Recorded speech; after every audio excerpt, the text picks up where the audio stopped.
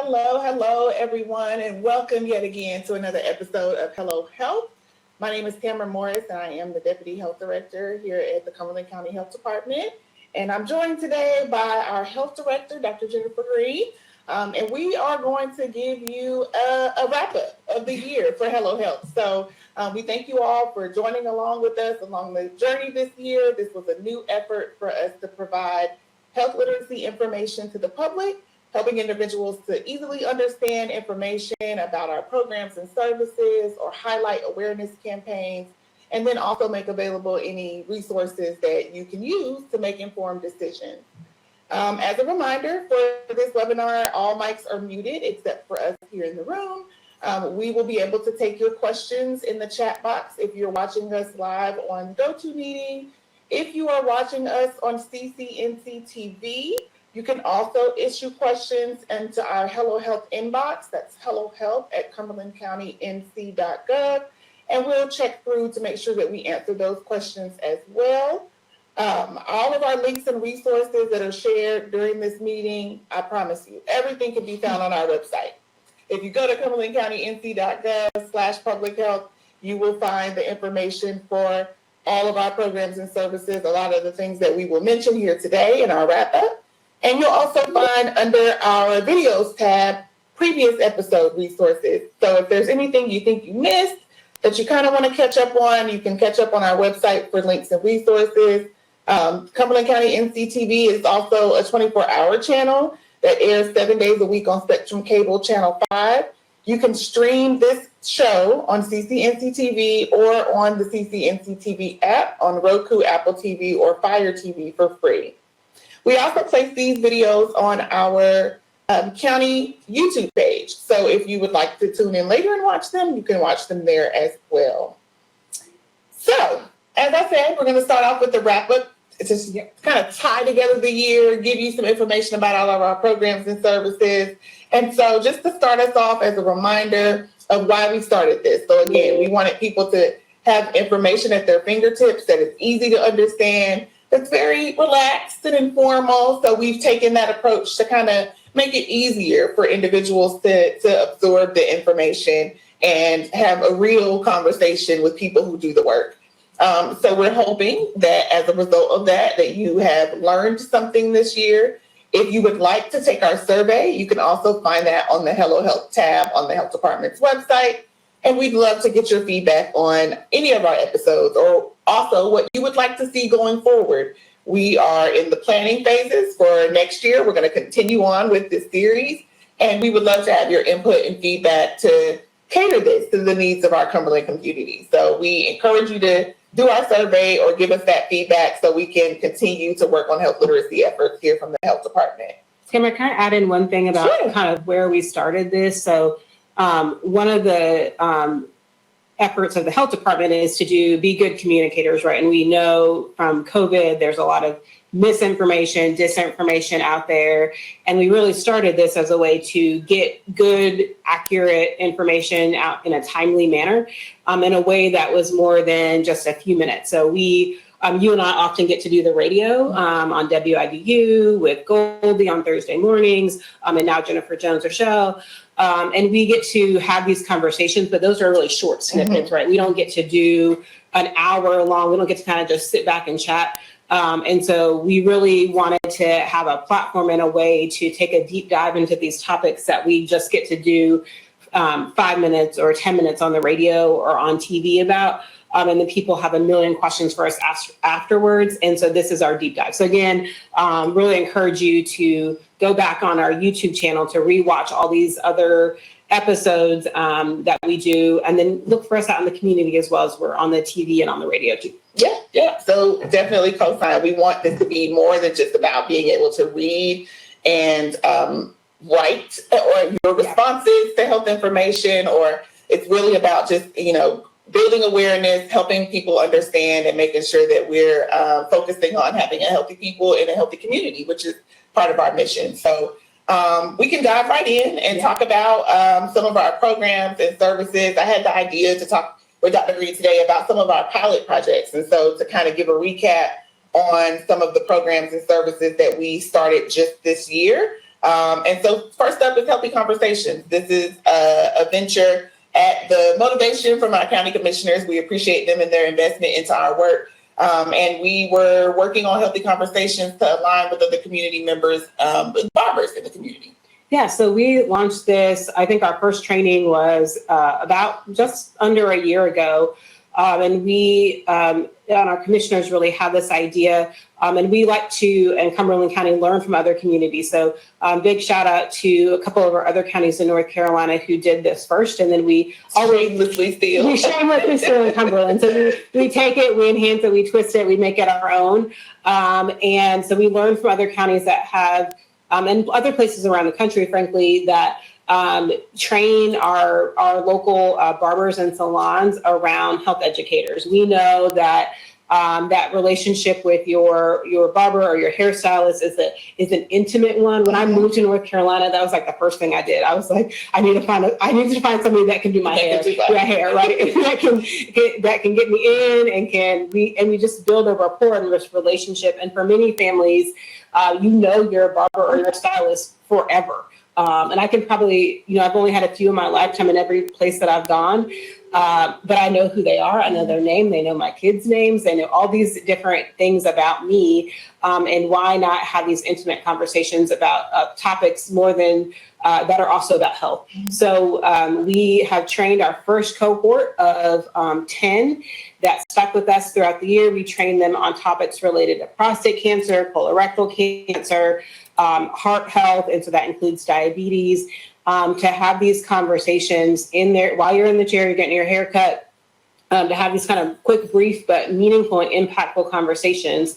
And it's been really cool to kind of see and hear from them about the conversations that they've had over the last year, and not just talking, but then making referrals back out to community partners. So did you get your prostate checked? Did you go get tested? How's the exercise coming? Last time you were in the chair, you said you were going to try to eat a little healthier. Just a little accountability. Just a little accountability. We all need a good accountability partner, just a little accountability to do that. And then really seeing the outcomes of that. So we're getting ready to start cohort number 2 in January, and we're excited about that. We'll have 11 more new barbers that are going to come on. And we're adding a topic this year. We're going to add a topic around naloxone education. One of the things, we want this to be kind of a living, breathing program, right? So one of the things that we heard this year was people are asking me about mental health, and they're asking me, and I don't know how to answer those types of questions. So we've sort of sprinkled in a little bit of that this year, but next year we're really going to be diving into that, talking a little bit about mental health, naloxone. So we know we're going to talk a little bit about the opioid crisis later on in the show, but training our barbers to use naloxone, training the community on naloxone. How do we get that out into the community? Make sure people are aware, educated, connected back with resources. So we've got big things coming for 2025 and for Healthy Conversations. So we're excited about that. Very excited.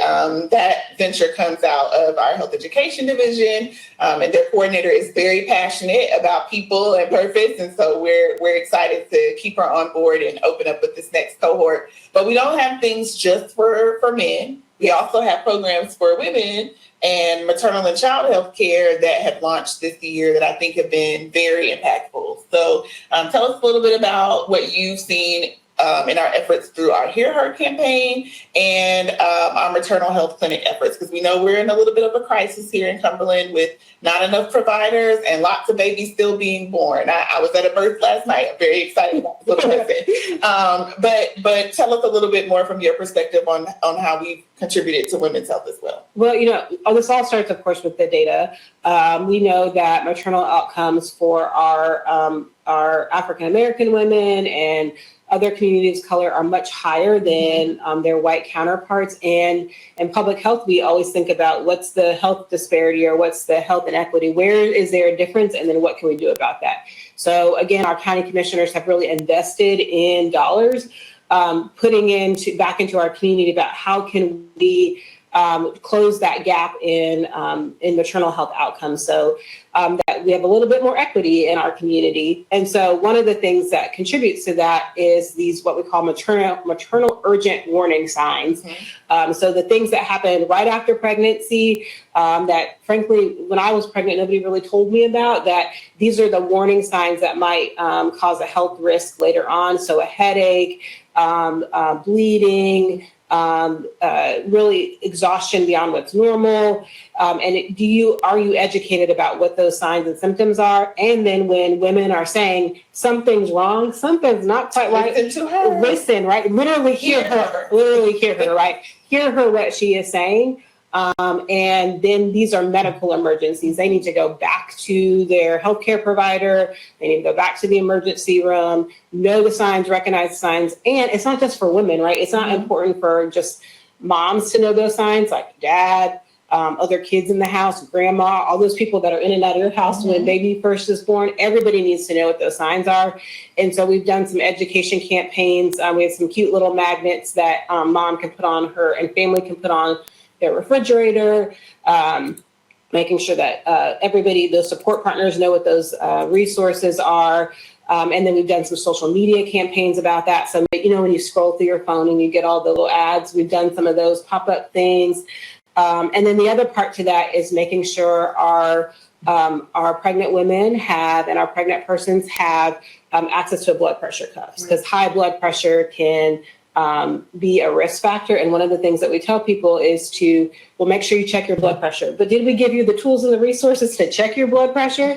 So we have some dollars. And so if you come to the health department and you're in our maternity clinic, we want to make sure that you leave with a blood pressure cuff. And know how to use it. Right. That's a part of that literacy effort is not just giving people the tools, but teaching them how to use the tools as well. Exactly. Like we tell you to check your blood pressure, but do you know when to do that? After I did check it, but do I know what the numbers mean? Did I record the numbers and bring them to my appointment to share with the provider, all of those things? Exactly. So we, lots of insurance companies will cover the cost of a blood pressure cuff. But do you know how to get that from your insurance company? Right. And then if you don't know how to do that, can we help supply one for you? So those initiatives are really going to help drive our maternal health outcomes. And then I know we've got some maternity other things we're going to talk about later in the show, but just a quick little snapshot of some of the things that we're doing at the health department. Yeah. So in the vein of still thinking about motherhood and maternity, I'm a little bit corny, and so I also have fun facts for us today, or a little bit of trivia that I think Dr. Green could answer. So in the spirit of the season, if we're thinking about maternal care and the Christmas season, see if you can answer this trivia question. Oh no! Okay. Where was baby Jesus born?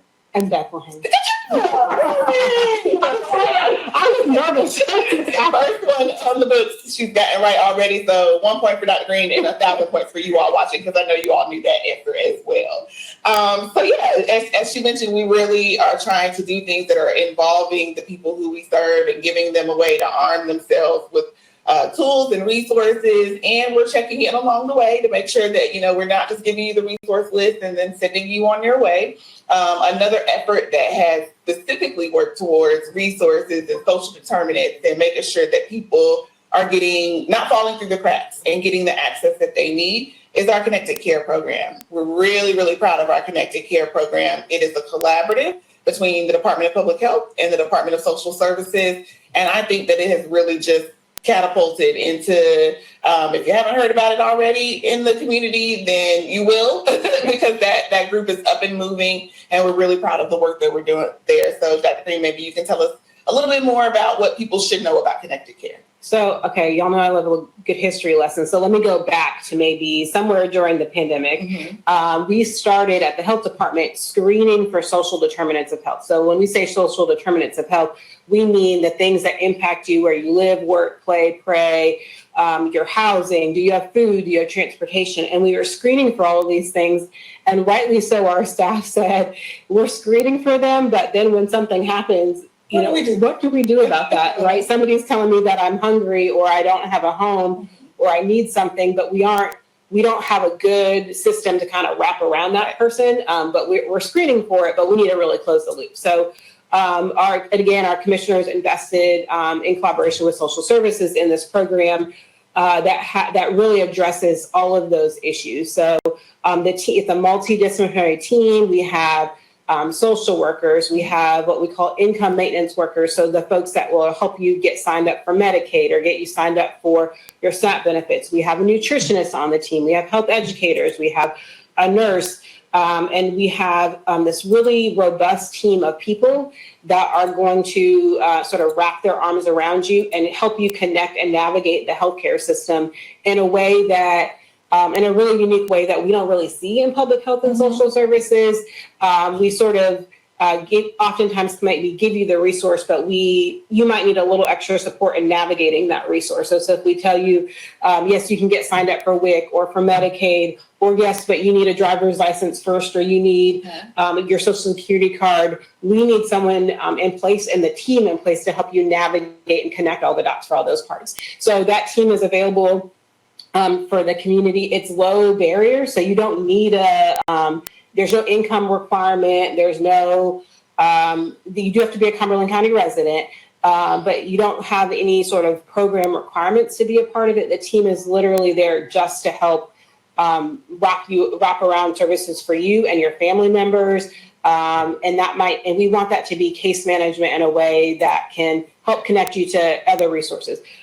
We don't do all the things. We do a lot of stuff at the health department, but we don't do everything. Not everything. So that person might help get you connected with veteran services, or get you connected with child support, or get you connected with one of our other Partnership for Children or one of our other partners, and really make that warm handoff. So that team has done really great work over the last year, more than a couple hundred families that they've served, and really just had some really positive outcomes in helping people get jobs, get health insurance, get coverage, get diagnosis in a way that they wouldn't have had before. So really just doing really great work. So shout out to that team. Yes, very much shout out to them. They are called Connected Care for a reason. They are definitely connecting the dots in our community. They've stayed connected at some of our outreach events. We've done quite a bit of those this year, to include our typical ones that we host here at the health department, such as Vax Your Pet, Vax Yourself, was kind of birthed out of our COVID vaccinations, but we also offer flu and RSV vaccines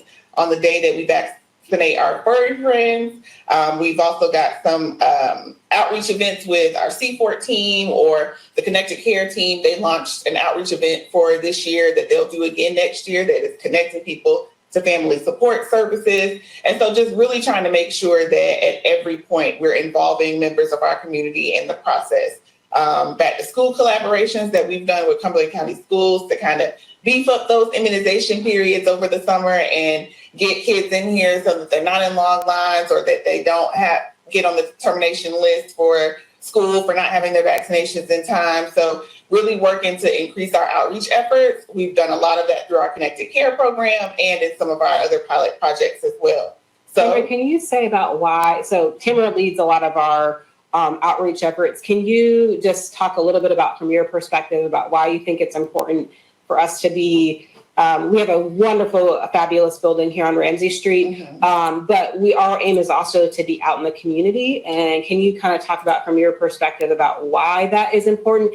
And for partners that are interested in having us coming out to their events, we get lots of outreach requests.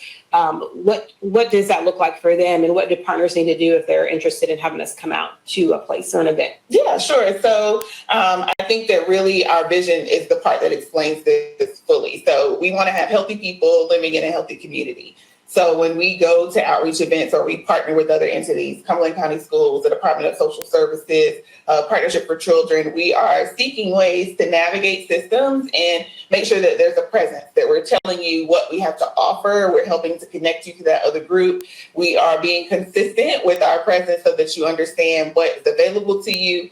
And we try to do the follow-up to get you to the service that you need. So oftentimes, folks are like, what is it that you do there? And I want to say everything and nothing, because I'm thinking that's probably what people's answers are when they ask about what we do at the health department.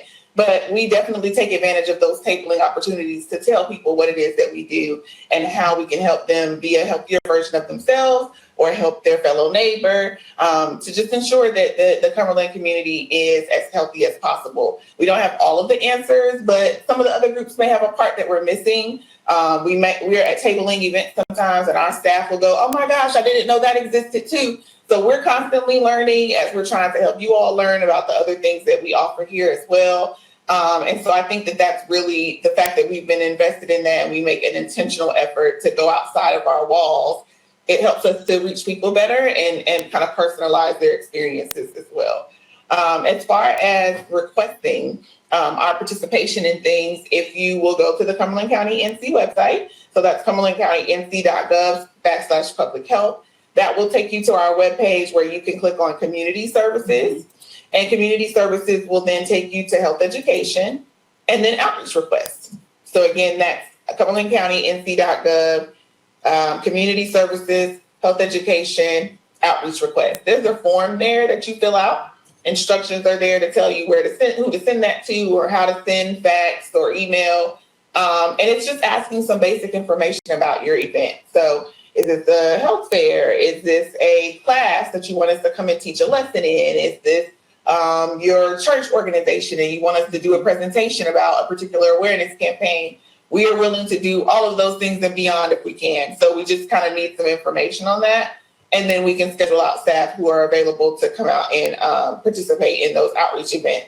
If you have a vendor form that you're sending out that you want to send us with an invitation letter, we can gather that information from your invitation letter and see if we can get staff to go out and cover that as well. We definitely try to say yes to as many outreach requests as we possibly can. Sometimes there's some overlap where we can't, but we try to at least then provide you with materials. So if we can't be present, you can come up to the health education division and pick up materials that are relevant to the population that you're trying to reach or the topic that you are presenting on, and give those out at your event as well if we aren't able to send representation. But I think that our teams do a really good job of being present and being kind. Customer service is key. It's part of our Pride initiative here in the county to have excellent customer service. And so we attempt that when we're out and about. And so I think that's another part that really makes us stand out in the human service field. But true to my claim of my Nervous. Don't be nervous. My trivia question. So we just did connected care. So we're going to think about connection in another way. Okay. What do people traditionally put on top of a Christmas tree? So what connection do they do to the tree? A star or an angel? Yes. Okay. I was like, the star was my answer as well, but that's not what they have in the majority on our kind of Steve Harvey of the top 100 people who were surveyed. But an angel was the correct answer there. So they connect that with their tree. We hope that you all are connecting with your families during the holiday season. And then if there's anything that we can do to provide additional support or outreach, we will definitely try to do so. So feel free to reach out to us for that as well. All right, so talking a little bit about how we can serve community, we also try to bring people into these walls to kind of get that skill building, kind of build up what they've learned in educational spaces and volunteer or intern with us. We have taken part in several internship opportunities this year. So the county launched their Ignite program, and they are placing interns at various county departments, which is allowing those students to gain insight and understanding about the division and put some of their skills to practice. We also have an internship cohort program here at the health department where we accept students quarterly. And then we've also participated in other ventures such as the HBCU MSI internship program and the UNC Partnership Hub internship program. And so we're really proud of these students coming in and putting their best foot forward, being open and willing to absorb all knowledge. And I think that we've really had some really good interns, I think. Before I talk about the internship program, can I ask you what your first internship was? Sure. My first internship, and I'm going to apply it to what I do now. So my first internship for grad school was at Southern Regional AHEC. So that's over on Owen Drive. And I had a preceptor that was a PhD in public health. That was part of our requirements. We had to have a preceptor that had a PhD.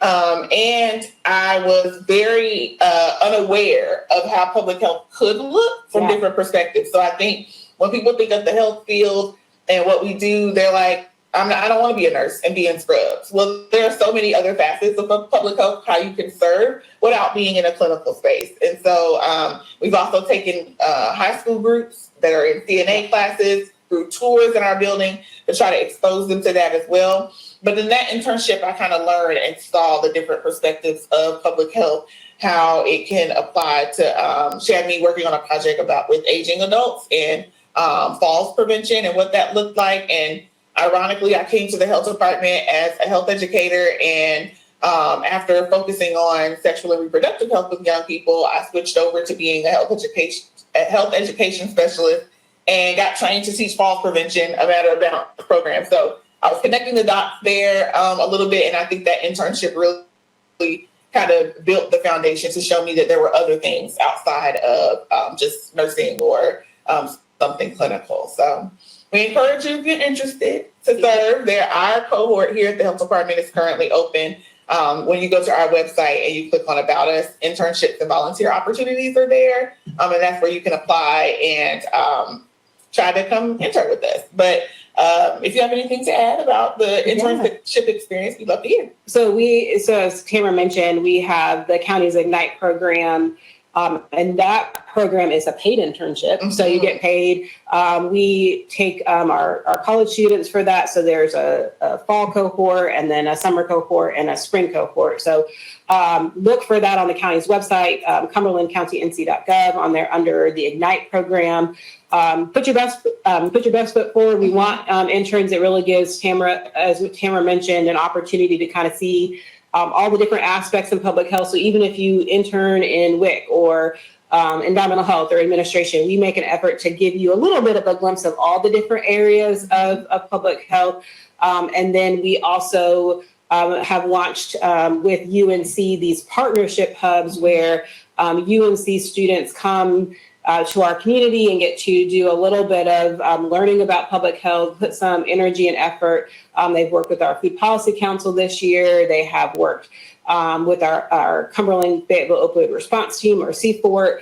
And that is also a paid internship. You do have to be a UNC student for that one, and you do have to apply through UNC. But we take students, Tamara and I take students as well. And let me tell you, when we have students, we always, their first day, we're like, put your roller skates on. We'll put you to work. We'll put you to, it's a working internship. We get to kind of see just a little bit of everything of public health. And my first internship was in a health department. Oh, nice. And so it's come full circle. I got to work with the teen pregnancy prevention program. I lived in Texas at the time. And so did an internship teaching health education in school. So I know. And so we really encourage people to apply for those internships. And we're really proud of our county because all internships, my first internship was not paid. I don't know, the fact that the county's offered a paid internship. Again, a big shout out to our county commissioners because not every internship opportunity is that way. And can I just say for our students, apply early, yes. Please. We have a lot of students that want to intern at the health department, and we're so proud of that. But we also need you to apply early and then tell us about what you want to do. So if you're a student and you're listening, or you know a student, those deadlines are early in the semester for the following semester. So please make sure that you get Joe's applications in early. Yes, please do. We would love to have you here and expose you to other things that we're doing with community engagement, give you an assignment or a product to help us produce that will help further our advances. But we need you to apply to get here to do that. So please fill out those applications early and now. Speaking of community engagement efforts, you touched a little bit on our CFORT and an intern that served there before. Tell us a little bit about some of those engagement teams and how we're doing multi-level collaborations with groups. Yeah, so part of the work that we do at the health department is out, as Tamara said, it's not in the four walls of our health department. It's being out in the community and really engaging with people. And so we really try to amp that up and step that up this year. This year was our community health assessment year. So we do this every few years as a way to just get a pulse and a check on what are the needs and the good things that we're doing in our community around health. So we do this in collaboration with our hospital system. And so this year we did, our health education division leads that effort. So they did focus groups, we did a community survey, and many thanks to every community member that took the most in the state. Is that about right? We were number one. We were number one in the state for that. And so you all showed up, took the survey, and then we did some key stakeholder meetings. So lots of kind of going out into the community and trying to get feedback. And why that's important is we take those survey results. It's not a survey that we just take it and then like sit it on the shelf.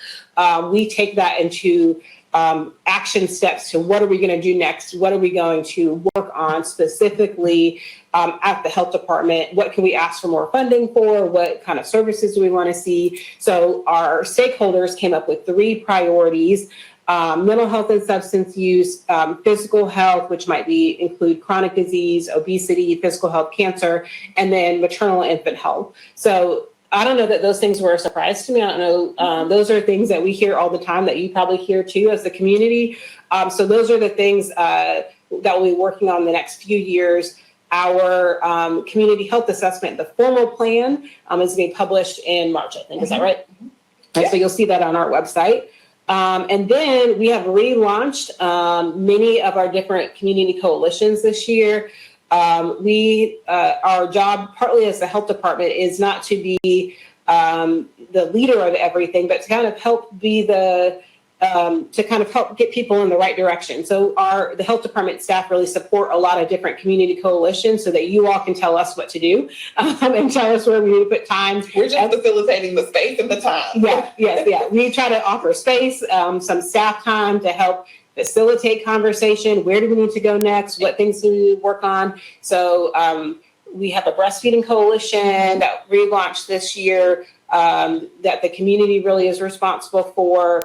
Our teen wellness task force relaunched, and some of these things kind of fell not on the back burner, but just not as much staff capacity during COVID. And so we really wanted to make sure we relaunched those this year. So teen wellness task force, breastfeeding coalition, our Cumberland Fayetteville opioid response team, which I know we're going to talk about in just a little bit, and then our perinatal task force. All things as hopefully you can see kind of align with those priorities that we were talking about. If you want to be a part of those are open to the public. Anybody can attend those meetings. Lots of different things on our website about when you can attend. I'm going to try to remember them. I had to write them down so I can remember when they are. They're all over the place. We're constantly trying to juggle. Yes. So Breastfeeding Coalition meets on monthly, the first Thursday at the health department at 9 to 10. You can just show up.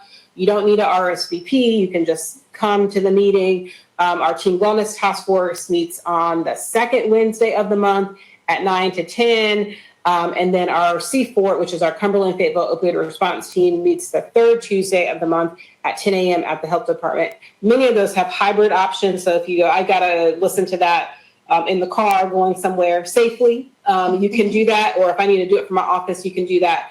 And if you missed any of those, they're on our website at cumberlandcountync.gov. Yep.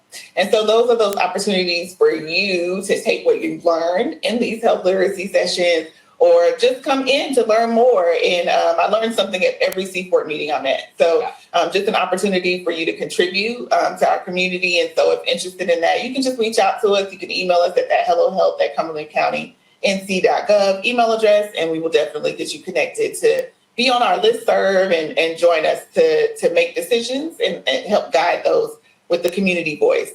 We also try in other assessments to kind of get the opinions of the community members. And so we are gearing up for final recommendations of opioid settlement fund needs assessment recommendations. And so that's something that we talk about in the Cumberland Fayetteville Opioid Response Team meetings monthly. And we have some new things that have sparked out of opioid settlement funds. One that I'm sure you have seen our press releases on and are highlighting on our social media, but we're really, really proud of the new center that we opened. So let's talk a little bit about the Recovery Resource Center and some other funded projects under Opioid Settlement Fund. Yeah, so let's do the Recovery Center first, and then we'll kind of talk through some of the other projects that we have. But we opened in October, mid-October. This is our Cumberland Fayetteville Opioid Response Team. Y'all are going to know C4 by the end of this. CFORT Recovery Resource Center. It's over on Executive Place, 707 Executive Place. If you're familiar with where community development is, it's right next door in the same building. And this is really just a space for people that are in recovery or contemplating recovery or have somebody that's in recovery from substance use disorder or anything related, can come get resources. It's not a crisis facility, so we don't have beds or chairs as people might be familiar with. It's not an emergency room, but it really is a resource hub for people that might need a little bit of extra support or frankly just don't know where to start. And it is staffed by a few health department staff members, but really our community partners help keep it running. We offer a variety of different services. Our partners at NC Harm Reduction do some syringe exchange there. We have folks in the community that teach smart, that do recovery groups. So we call it Smart Recovery. We are working with several other partners to have office hours there around treatment. So you can come and you can't get treatment in the building, but if you need a treatment provider and you're thinking about it, you're contemplating, we'll get you connected with those folks. So really think about it as a place to start or a place to get other resources. They'll get you connected with transportation services, housing. We have a great peer support specialist that's on staff there that will be there to just say, I don't really know what to do, or my family member needs help or support, and they need a starting place. And then we also have naloxone there as well. So if you need naloxone or xylazine test strips or other types of harm reduction supplies, we have those available for free at the center. So I should tell you hours. So Monday through Wednesday, 8 to 5. We do a late night on Thursdays until 7, from 10 a.m. to 7 p.m. and then 8 to 5 on Friday. So again, no appointment needed. Just walk in. We'll get you connected with folks and get you resources of where you need to be. Yes, and so we know that sometimes issues that people might be dealing with or recovering from, they have co-determinants, and so someone may be in recovery, but maybe also unsheltered. We want to make the distinction that this is not a homelessness support center or a day center for that. We do have those locations available here in the community. And so no meals being prepared, and like Dr. Green mentioned, no beds or chairs as you would typically see them in crisis response, but definitely a resource hub for you to get connected to those other resources that you need. And so no food, we're not serving a Christmas dinner. If we could, we might serve this Christmas beverage that's also called milk punch. So time for another trivia. Oh, I have no idea. What would milk punch be as a Christmas beverage if we could serve it? Think white. Oh, is that eggnog? It is eggnog. Never been called milk punch before, but I'm going to insert that into my vocabulary. Please do. Everyone now, henceforth, we are no longer calling it eggnog. It is milk punch. And if we could serve milk punch at the recovery center, we would. But that is not what the purpose of that location is. So we're utilizing funds and support in other ways. So, but we do have hot coffee. We do have hot coffee. Yes, we do have coffee. So yes, and so if y'all are not entertained, I am, and so that's the minimum. I think we're successful with the trivia today. I was supposed to say about their other funded projects. So we also have other funded projects that are come out of our opioid settlement dollars. And so the Recovery Center is supported with our settlement dollars. These are all the big national settlements that you hear on the news that are coming to local governments. And in our state, North Carolina, we get funding. We're getting about $31 million over 18 years to work on projects that are going to help with the opioid crisis. And so we have funded a couple of new initiatives, including NC Harm Reduction, My Over East, Carolina Treatment Center, Mid-Carolina. They're going to do some kinship care. Camp Rockfish, they're doing a really cool initiative starting next summer around doing a camp for families that have been impacted by substance use disorder. Our Family Drug Treatment Court is working on launching their program and services. So really a lot of kind of a wide variety of things. And, the one question that we get all the time is, how do we know that the funds are being put to good use, and how do we know how they're being used? So again, I'm going to remind folks that they can come to our CFORT meeting on the third Tuesday of the month at 10, because during the CFORT meeting, all of those programs and services do a regular update. So if you're wondering about, well, how do I know that these dollars are being put to good use? You can come and learn and hear from those programs what the services that they're providing, where that money is going to. And then if you can't make it to the meeting, we get that. But you can also go to ncopioidsettlement.org, and we have a little dashboard by county, and you can see how those funds are being used too. Exactly. So not just learning and hearing about it, but also being able to provide some input. Like we mentioned, we've done our assessments, but we welcome voices at the table to share perspective, things maybe that we haven't thought of. That's why we want to make sure that, those meetings are open. And so again, if you'd like to be connected to any of our community engagement, any of our collaborative groups, you can just email us at hellohealth@cumberlandcountync.gov, and we will get you connected. And so like we mentioned at the start of the episode, this series has really been about health literacy, understanding, learning, and knowing about all of the things that public health is connected to or that we offer as a program or service. There are some additional efforts that we have that are in-person learning environments. And so I think it's really key for us to explain about those programs and kind of tell people what you'd really get from that. What would I earn, or what benefit would it serve me to participate in group education efforts? Yeah, so we have a couple that I can think of off the top of my head. Triple P, that's our positive parenting program. And our Triple P staff kind of explain it like this. Nobody gives you a handbook when you are a new parent. I did not get one at the hospital. I would have very much appreciated a handbook. That would have been really nice to have. But you don't necessarily get one, right? They give you a book during pregnancy, but they don't give you one when you're a parent. We send you home. And this program is really about giving parents and caretakers the support that they need around parenting and caregiving. So we do a class here at the health department.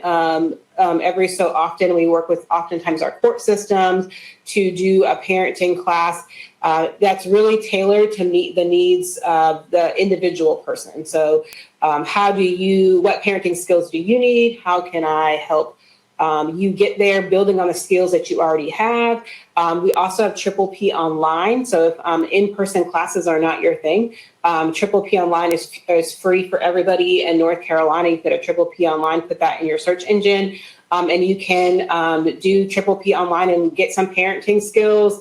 And then you will find on our website when we offer those classes, they do those sort of in cohorts, and they're divided for like our middle school parents and then our high school parents, and what those folks might need, a little bit of different needs there. So we'll do that again in 2025. So that's our Triple P program. And then the other one is our childcare health consultants. I have a kiddo in childcare.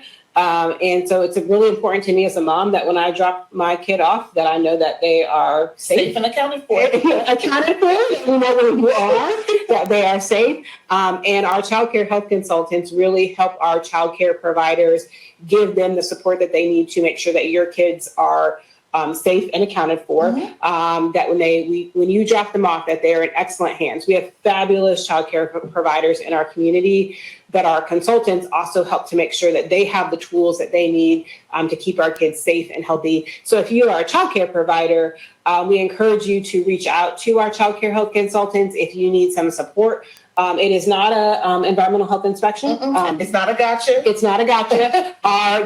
We have our environmental health inspection team that will go out and do work with our facilities from a regulatory standpoint, but this is different. It's not regulatory. It's not punitive. There's no shaming there. This is how can we help you and support and get that technical assistance that you need that maybe people don't tell you about. So if you're interested in a visit with our childcare health consultants, they have information on our website. Again, CumberlandCountyNC.gov. You're going to know and love our website. Can you say about the county also has an app, though? Yeah. So that we should tell people about. Yeah, we definitely should tell you guys about the other ways that you can access us. So in addition to CumberlandCountyNC.gov, We also have the CCNCTV app, and that will allow you to tap in to information about various county entities, and so not just the health department.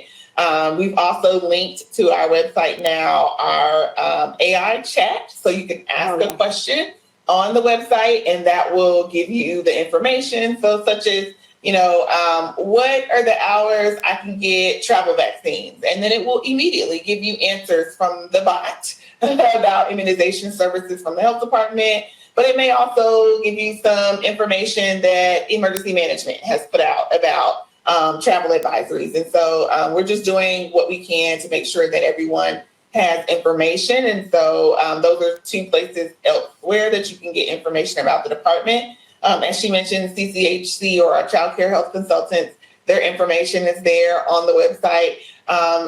Again, not regulatory, but also helping you to get to that level. So, the child care inspectors from the state are giving you a star rating.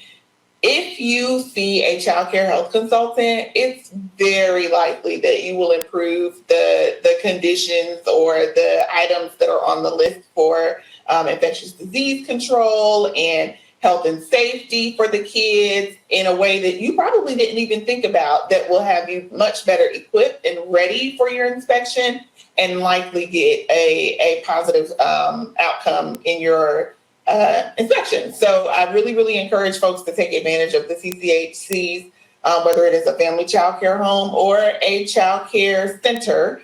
We're open to assisting folks with knowledge and resources to help them to get to that star rating. And so check us out on our website. Check us out on the app. Yes. Follow us on Instagram and Facebook for the health department. So we've got an Instagram and Facebook page specifically for the health department, and then the county also has those platforms and a Twitter page. And so we encourage you to follow us on social media. The announcement about those scheduled classes or those meetings that Dr. Green was mentioning, we put those there. We put the flyers there to let you know when and where it's happening, who you can contact if you've got extra questions. And that's for any of our classes. So Triple P in parenting, or prepared childbirth, or smoking cessation, or breastfeeding education. We're relaunching our Mommy's Milk series for that liquid gold. And so we're just going to make sure that we put that information out in various ways for people to be able to absorb. And if those resources are not for you, maybe you're not a breastfeeding person, but we also encourage you to share that. We tell our team all the time, part of being a good, public health employee, but also a citizen, is to share information out. So do us a favor, if you see something on our website that might be relevant, or on our Facebook page, share that. That helps us out a lot, get the word out in the community about the services that we provide. And many of our services are either free or on a sliding fee scale, but we really are open to the entire public, not just individuals that are underinsured or uninsured. So we want to make sure that folks know that all of our classes are free here at the health department. Yep. And so that includes tobacco efforts. So we have group smoking cessation classes that we can offer. We are partnering with other entities to train facilitators in smoking cessation programs or vape prevention education. And we're also working with our elected officials to try to expand what we already have here in county locations, which is tobacco-free campuses and not just smoke-free campuses. Can you touch a little bit on the ordinances that the commissioners, the progress on how we're improving there? Every conversation, every meeting I go to that involves anything about young people or teens, vaping comes up. Mm-hmm. I mean, every time. And so it's not a new phenomenon anymore, but we've seen an increase in vaping rates as we've seen tobacco and traditional smoking go down. Our vaping rates have gone up. And so our county commissioners earlier this fall, passed an ordinance that bans vaping on county property. So we already had this guideline and rule at the health department that was passed by our Board of Health. You can't smoke or vape on our health department property. And now that's expanded to all county property, no vaping or tobacco use on any of our county properties. Now that doesn't include the Crown Complex or the our Parks and Rec facilities, but we're working closely with both of those advisory boards to see what kind of policies and things that we can help and support them and put in place. But this is important. People might say, well, why do you need a rule about that, an ordinance? But that really helps us to keep all of our facilities smoke and vape free. This is where we live, where you work, where you play, right? We want it to be a place where people can breathe easy. And if you are an entity that wants help and support, we have a regional tobacco coordinator, and our website you can go to and definitely reach out to us, and we can help with that policy development. What's the best practice for developing your own policy for that? And so reach out to us. And so I checked our chat. We don't have any questions right now, so I'll take that as you've enjoyed my trivia and you don't have any additional questions for us at the time. We're trying to touch a little bit on the different things that you may have heard in the presentations that have been given this year. Some of the awareness campaigns that if you already follow us and you've seen us put things out on our social media, we appreciate the following. Share the information, as Dr. Green mentioned, to help us highlight the efforts that we have. And some of the things that we've done, we don't have to press the plug and ask you to highlight because we won some awards this year. Yay! So we won a Child Health Award and at NCPHA, so our governing organization for public health here in the state. And we won an NCACC award, which is the Association of County Commissioners Award for innovation for our work here in the community as well. And so we're really proud of those awards. Dr. Green gets to stand up and take the photos and hold the glass sculptures and things. But we're really proud of our staff and the effort that they have put in. It takes a lot of work to make the department run and to make sure that we're getting information out in a way that's relevant and understandable and equitable and meets the needs and culturally competent and all the things. But we could not do that without the people who come here and work every day. Public health can often seem like a very thankless job to be in. But we want to say to our staff who are watching or will see this video, we definitely appreciate you. And we're thankful for all of the work that you've done over the year to help us reach our goals, to help us check things off on our strategic planning list, to meet our accreditation benchmarks, to earn us awards in spaces. And so we're really proud of that. Thank you very much. Yeah. And, I think our whole purpose of, the awards are nice, but it also is about our effort to serve the public and the community better. And so I'll make a plug if you'd like to come work for us. We're also hiring. We have job openings available, especially in our nursing division. We have several LPN positions.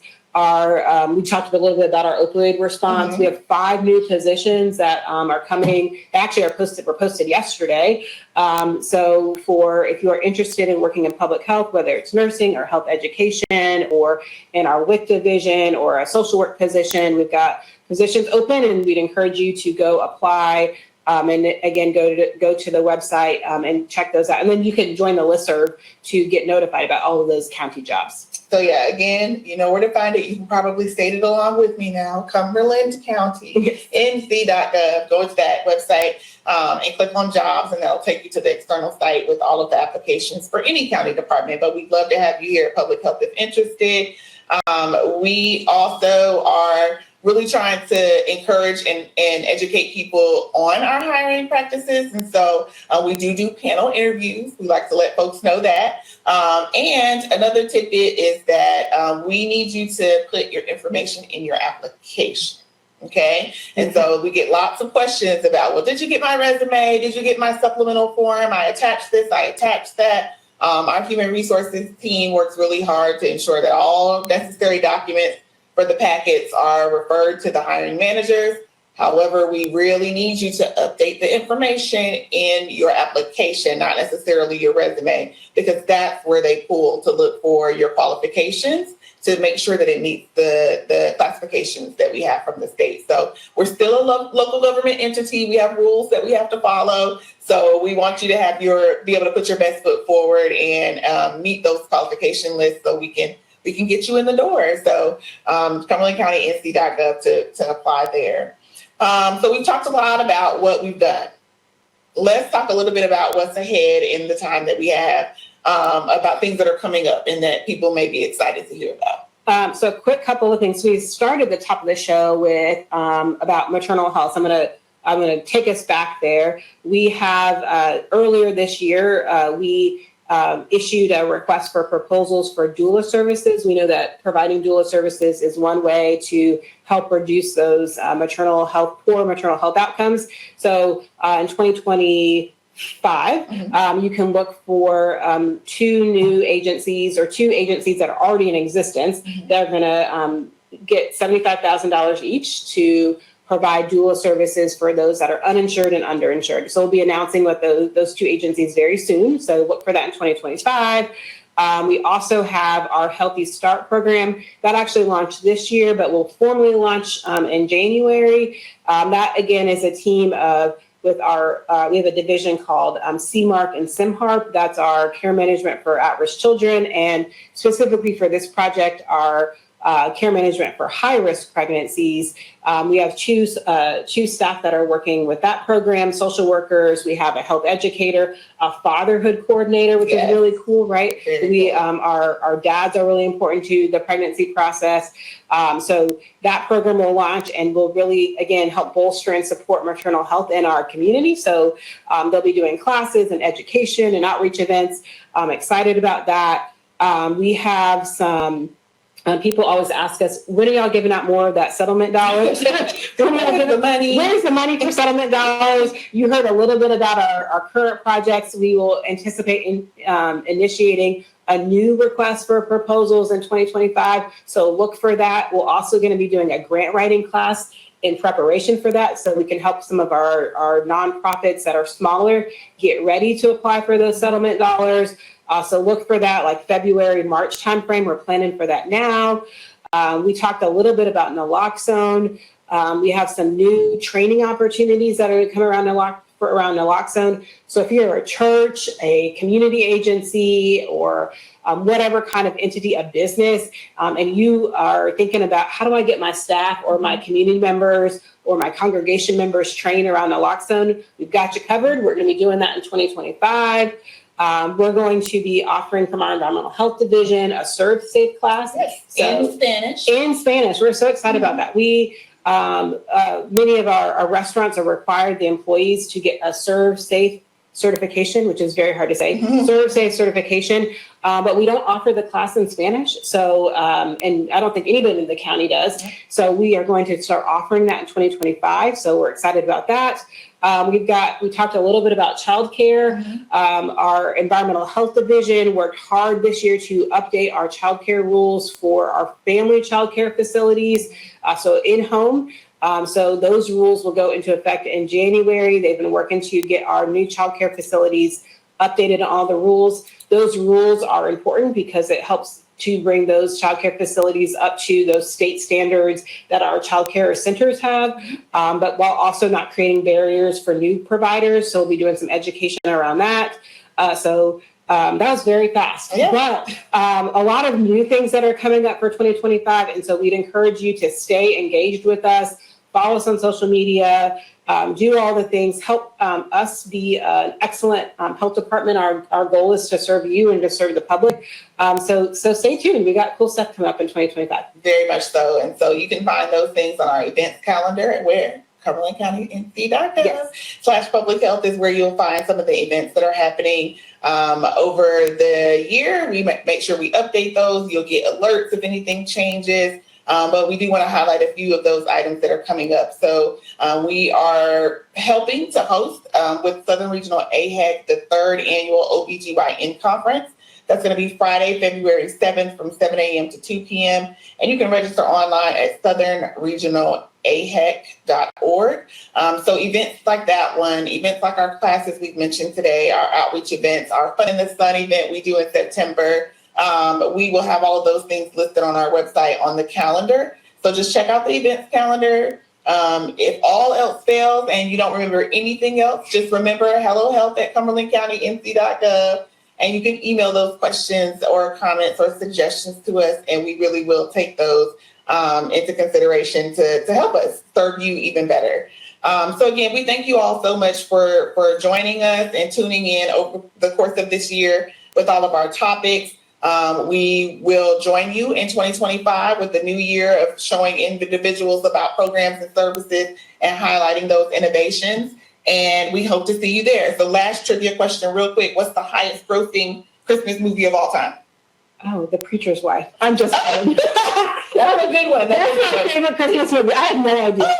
The Christmas Story or the Charlie Brown Christmas. Home Alone. Home Alone. Home Alone. So come to parenting classes so you know we don't leave those kids home alone. Oh, yeah. So we appreciate you guys. You guys have a great holiday season and we'll see you in 2025.